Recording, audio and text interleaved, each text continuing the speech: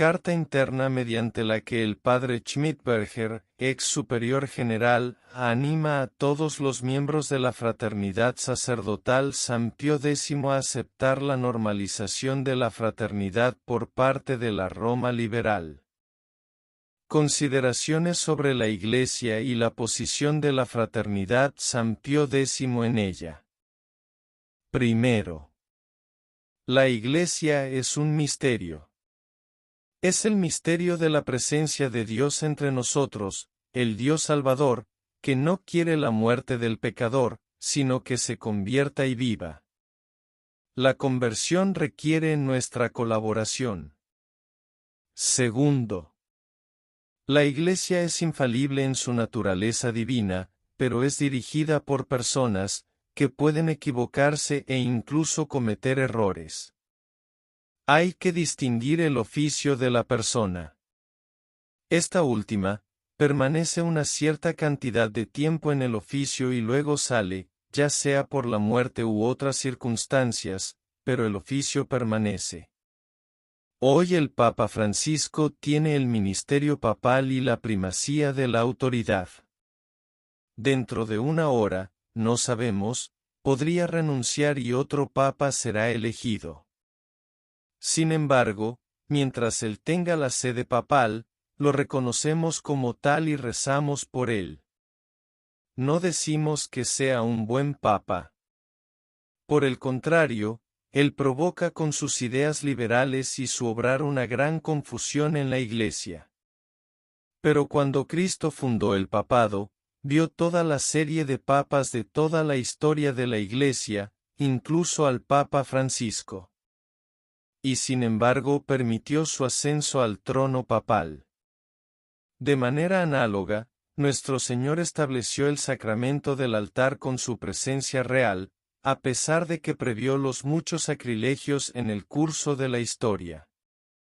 Tercero. Monseñor Lefebvre fundó la fraternidad sacerdotal San Pío X en medio de estos tiempos confusos para la Iglesia. Ella está llamada a dar una nueva generación de sacerdotes para la Iglesia, para preservar el verdadero sacrificio de la misa y proclamar la realeza de Jesucristo en toda la sociedad, aun frente a los papas liberales y prelados que han traicionado la fe. Así que necesariamente tuvo que venir un conflicto. En 1975 la fraternidad fue enviada al exilio.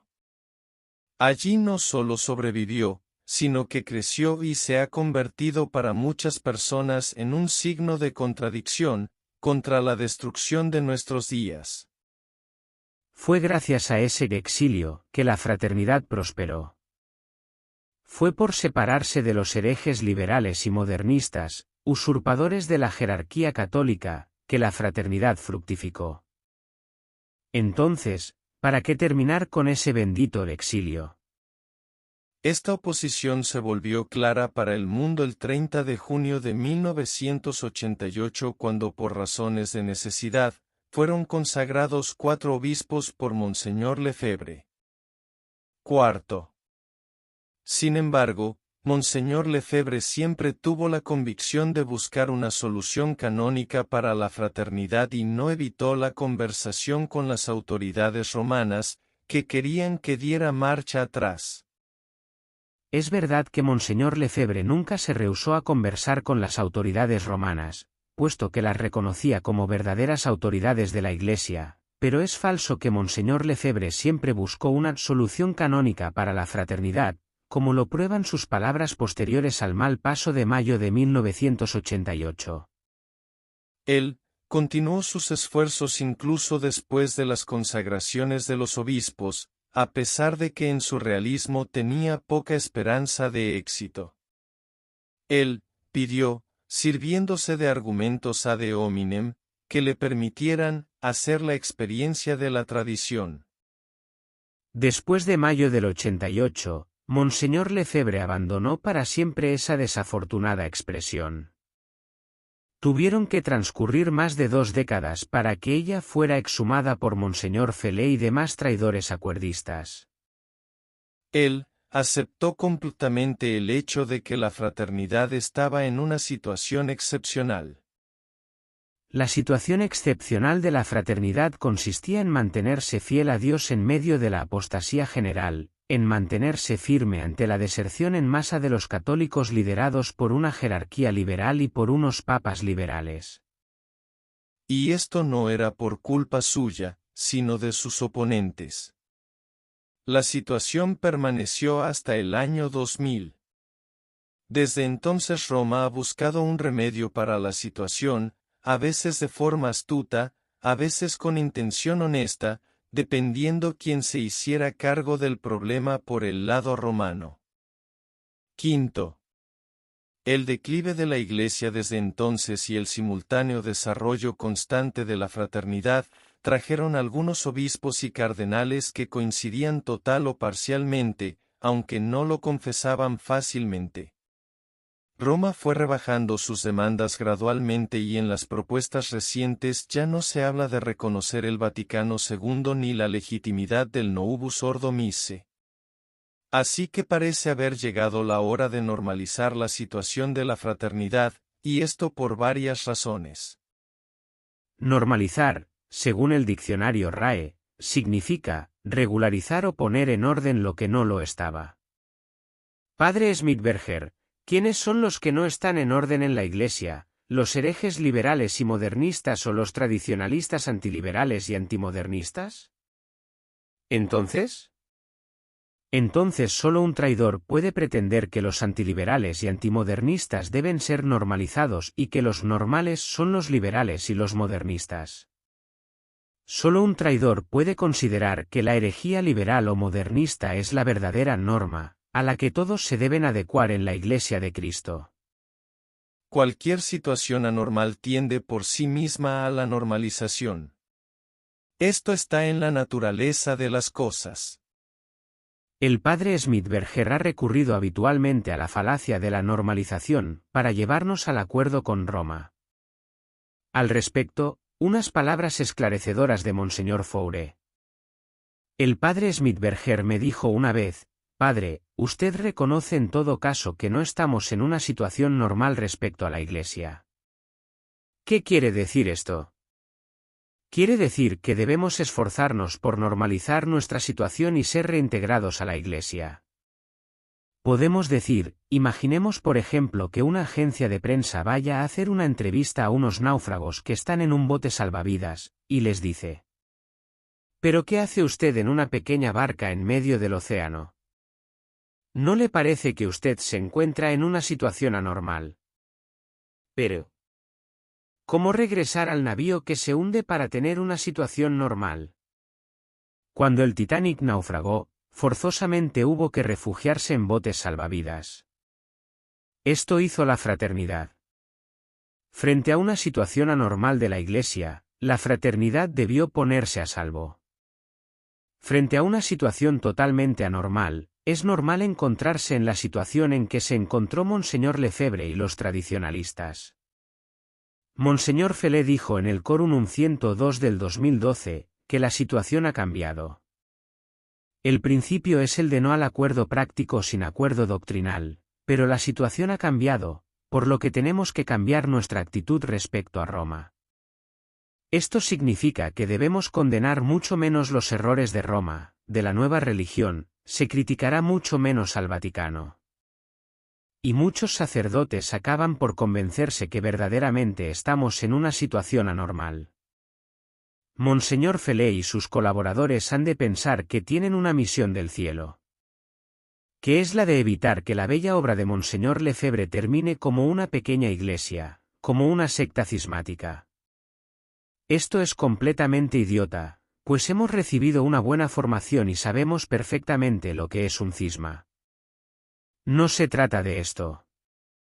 Y sabemos que es normal que si somos católicos, fieles de la tradición, estemos en una situación aparentemente ilegal. No debemos perder de vista el peligro de que los fieles y algunos cofrades se acostumbren a la situación anormal y la vean como normal. La oposición aquí y allá contra la participación en el Año Santo, así como la total indiferencia por la asignación de la jurisdicción ordinaria por el Papa Francisco, nosotros siempre apelamos al estado de necesidad y hemos recurrido a la jurisdicción extraordinaria de acuerdo a la ley, está causando un gran revuelo. Si los fieles o los cofrades se sienten cómodos en esta situación de libertad respecto a la dependencia de la jerarquía, entonces esto implica una pérdida gradual del sensus ecclesiae.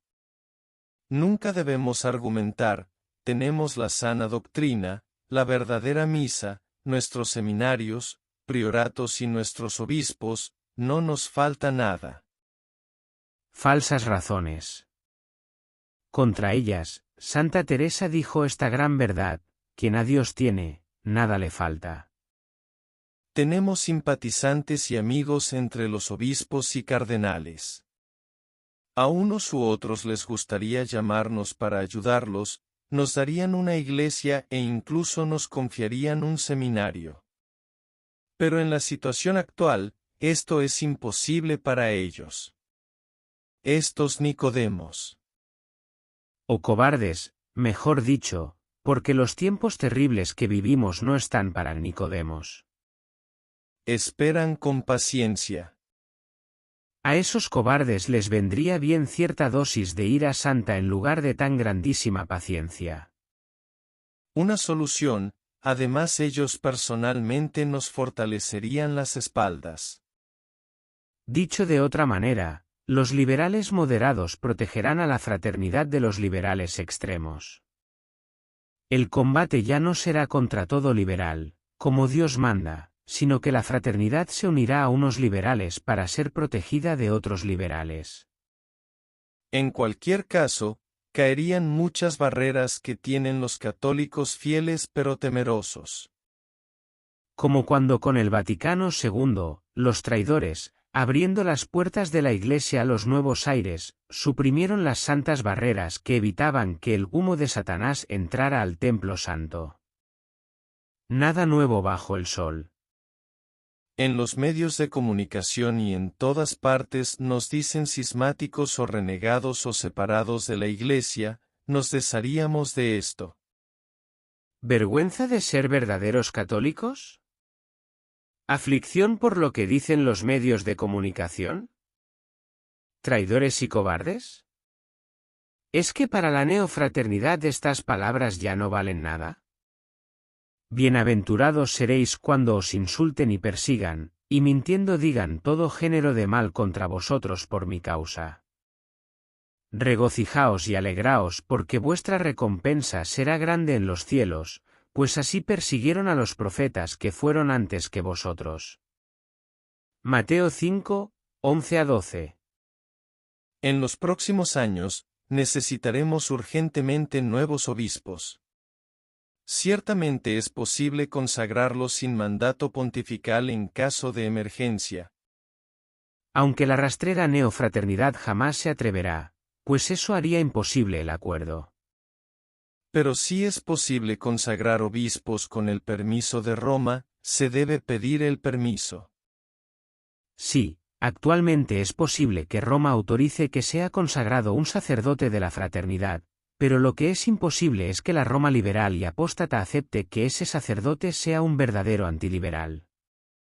Los modernistas, los liberales y los otros enemigos de la Iglesia están muy preocupados en lo que concierne a la solución canónica para la fraternidad.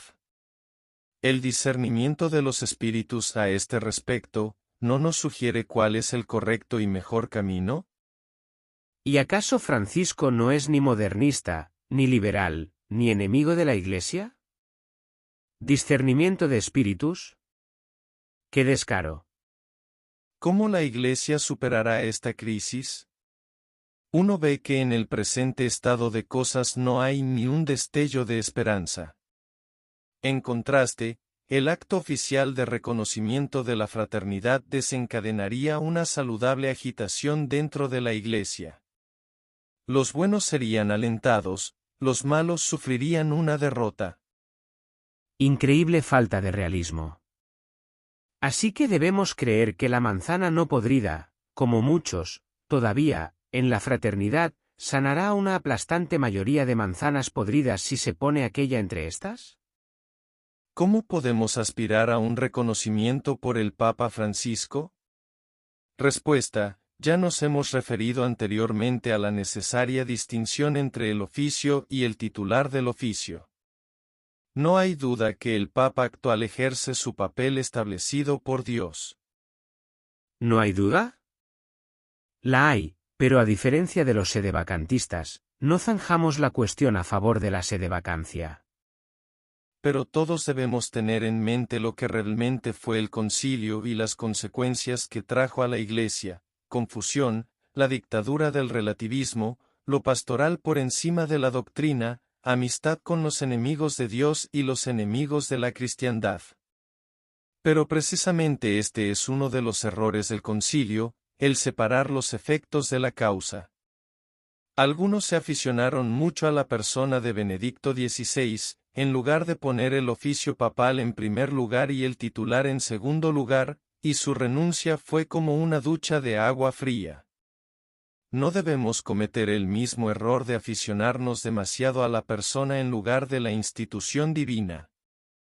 Gracias, Padre, por avisarnos acerca del peligro que hay de aficionarse excesivamente al demoledor Francisco. Tal vez solo el Papa Francisco sea capaz de dar este paso, por imprevisibilidad e improvisación. Los medios de comunicación tal vez lo perdonarán por haber dado este paso, pero nunca se lo hubieran perdonado a Benedicto. Y a nosotros, católicos, ¿qué nos importa lo que perdone o condene el mundo enemigo de Dios? En su autoritario, por no decir estilo tiránico de gobierno, él sería capaz de implementar esta medida incluso para la resistencia. Nueva prueba de la grave falta de realismo del padre Smithberger. Pero, ¿qué dirá la gente de la resistencia? Respuesta: no podemos orientar nuestras acciones por personas que obviamente han perdido el sentido de Iglesia y el amor a la Iglesia en su forma concreta. Mientras tanto, ellos están peleándose entre sí. Los antiliberales de la resistencia, con todas sus debilidades, siguen siendo los verdaderos tradicionalistas, los auténticos herederos de Monseñor Lefebvre, a los que el liberal padre Smithberger desprecia. ¿Y qué diremos cuando la fraternidad acepte la normalización? Pues diremos la verdad, que los acuerdistas de la fraternidad son los destructores de la obra de Monseñor Lefebvre, que son liberales y traidores. En el futuro tendremos que guardar silencio sobre todos los errores actuales. Respuesta: no guardaremos silencio, sino que señalaremos los errores por su nombre. Antes como después de la normalización. Queremos regresar del exilio, en el cual estamos actualmente. Si antes de la normalización, la neofraternidad es ya un perro mudo y Monseñor Felé es un obispo inofensivo para herejes, masones y judíos, como quedó palmariamente demostrado con la vergonzosa entrevista de Camflit Sound. ¿Qué será de la neofraternidad después de ser normalizada? La reputación del Papa Francisco entre los católicos es tan mala, que un reconocimiento por su parte dañaría la fraternidad más que beneficiarla. Respuesta: ya en el principio hicimos la diferenciación entre el oficio y la persona. Si Francisco es Papa, que lo es, entonces él también tiene el primado de jurisdicción sobre la Iglesia. Independientemente de si la usa para la utilidad de la Iglesia o no. Nosotros debemos seguir la vía de utilidad para la Iglesia, no orientemos nuestras acciones por la voluntad humana y Dios nos bendecirá. Así que entre 1970 y 2012 Dios quiso una cosa, y desde el 2012 empezó a querer lo contrario. Pero esta integración de la fraternidad en el sistema conciliar le costará su perfil, tal vez incluso su identidad. Respuesta: todo depende de qué tan firmes somos y quién convierte a quién. Si actuamos fuertemente, basados en la gracia de Dios, entonces nuestra situación puede ser una bendición para toda la Iglesia. ¿Dónde más podría estar la fraternidad para que pueda realizar tal conversión? Por supuesto que no debemos contar en nuestras propias habilidades y poderes, sino en la ayuda de Dios. Pensemos en la lucha entre David y Goliat. Para esto hagamos una analogía. Como cristianos nos encontramos en un mundo impío y corrupto, y necesitamos probarnos a nosotros mismos aquí. El peligro de contagio es grande, pero podemos y debemos escapar de este con la gracia de Dios. Presunción. La neofraternidad ha creído en la vieja mentira satánica de Génesis 3, 4, no moriréis. Una mirada a las elocuentes estadísticas. Según datos del Anuario Pontificio de 2015, hay 5.173 obispos en la Iglesia, contra 3 de la fraternidad, 0,05%, hay 415.348 sacerdotes contra unos 600 de la fraternidad, 0,1%, y hay 1.254 millones de católicos, de los cuales la fraternidad no aporta más de 20.000. 0,001%. ¿Cómo alguien en su sano juicio puede pensar que la fraternidad podrá resistir a esa aplastante mayoría de liberales? Eso tiene un nombre: loca y suicida temeridad. Una cosa es clara, una nueva situación no facilitará nuestra posición así como así, sino que la complicará, pero sin embargo la hará fructificar más. ¿Seguro? ¿Por qué? ¿Le fue revelado? ¿Es una profecía? Todas las congregaciones que se sujetaron a Roma se adaptaron al sistema conciliar o incluso perecieron. Respuesta: nuestra posición inicial no es la misma, en nuestro caso es Roma quien presiona por una solución y se acercó a nosotros. En otros casos, estas fraternidades son las solicitantes, frecuentemente fueron a Roma con culpabilidad. En un caso la víctima se acercó al león y en el otro caso el león se acercó a la víctima, pero en ambos casos la víctima se comportó estúpidamente, de modo suicida.